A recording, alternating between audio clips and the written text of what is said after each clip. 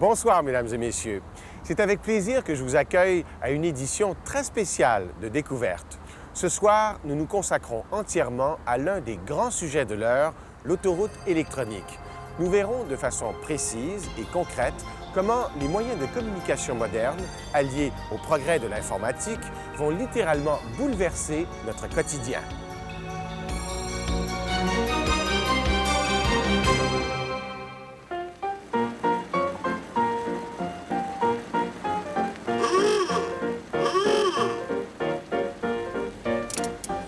Au 20e siècle, l'avènement de l'automobile a transformé la vie.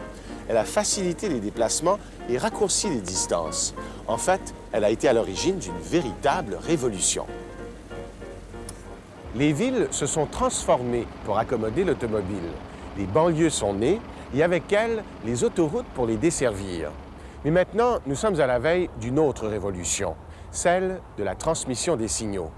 Ces signaux sont comme de petites voitures qui vont d'un lieu à un autre en prenant des chemins divers. Ces signaux véhiculent des sons, des images, de la vidéo, du texte et des données informatiques. Pour mieux décrire cette révolution, on a tout naturellement emprunté le vocabulaire au domaine de l'automobile. Ce qui fait que depuis, on parle de l'autoroute électronique ou encore de l'autoroute de l'information. Tôt ou tard, cette nouvelle autoroute nous affectera tous. Alors, attachons nos ceintures.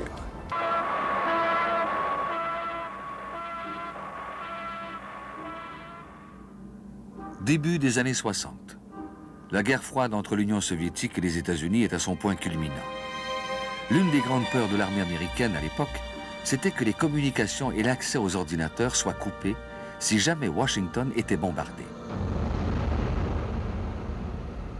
La solution, des grappes d'ordinateurs réparties sur tout le territoire et reliées par téléphone. Si une ligne téléphonique est détruite, la communication peut quand même s'établir via un autre circuit. L'armée étend ensuite son réseau aux universités américaines. Les ordinateurs s'ajoutent aux ordinateurs. Bientôt, tous les continents sont reliés. Ce réseau gigantesque s'appelle Internet. Il comprend aujourd'hui 25 millions d'ordinateurs dans plus de 60 pays. Pour plusieurs, Internet est le prototype même de l'autoroute de l'information.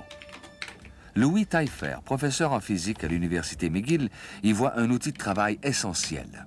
Dans mon cas, ce qui se fait beaucoup, c'est que j'ai été 10 ans en Europe, à Grenoble, en France et à Cambridge, en Angleterre, et j'ai gardé des contacts avec des équipes européennes. Et de loin, la meilleure façon de garder le contact, d'échanger des données, d'échanger des manuscrits, mais surtout de se tenir au contact des différents résultats, les plus récents, c'est de communiquer par Internet. J'aimerais peut-être revoir ces résultats sur l'ordinateur. Pour Mario Filion, chercheur en biologie à l'Université de Montréal, le réseau Internet donne accès à toute la recherche qui se fait sur le génome humain. Là, je peux aller partout. Il a besoin d'une séquence génétique.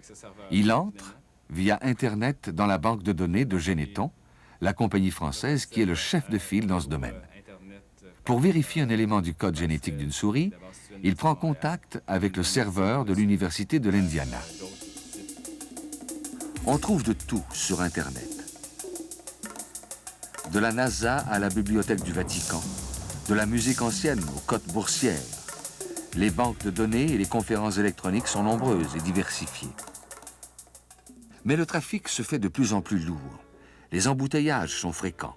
Et aux heures de pointe, il est très difficile d'avoir accès aux informations, surtout visuelles.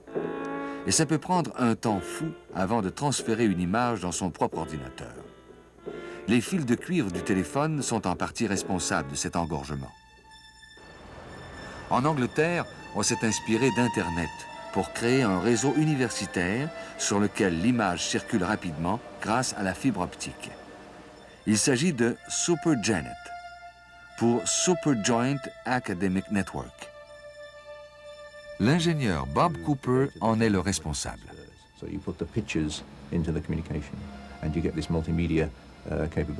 Le défi, c'est de transmettre des images couleurs animées de bonne qualité en même temps que le son.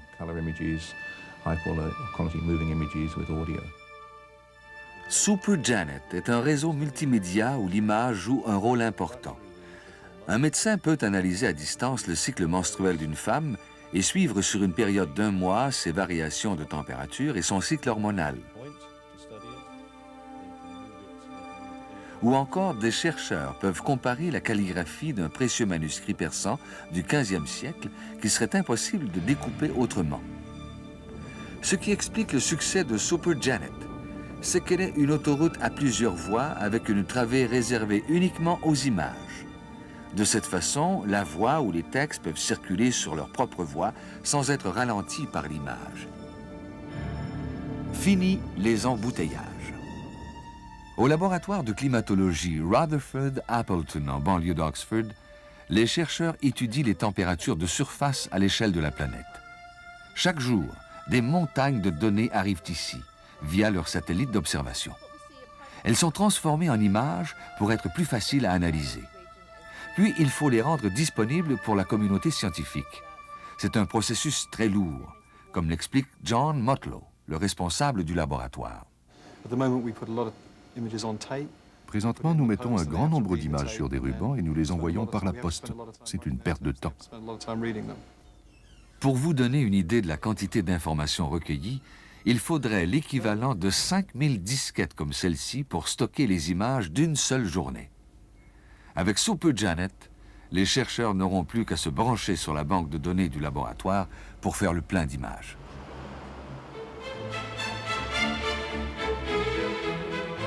À l'ère des réseaux, ces vénérables institutions du savoir que sont les bibliothèques doivent aussi se mettre à jour. C'est pour cette raison que l'honorable British Library de Londres délaisse ses petites fiches de référence centenaires pour moderniser son accès au public. 6 millions de titres sur 18 sont déjà en mémoire. Et le travail va bon train. De Shakespeare à Michel Tremblay, on pourra bientôt consulter tous ces auteurs à la maison.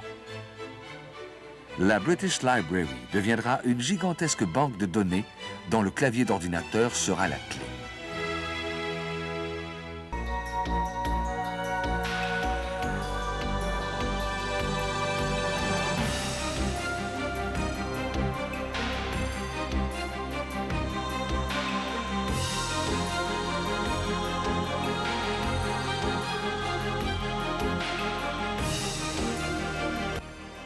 Plus qu'un spectacle, un hommage aux gens de Québec. Voilà l'émission spéciale que vous réserve Jean Lapointe au Beau Dimanche avec Robert Charlebois, Yves Jacques et Marie-Philippe. Sur les ailes d'un ange, ce soir 20h. Pour l'instant, la belle Claudia Schiffer se fait prendre à surprise.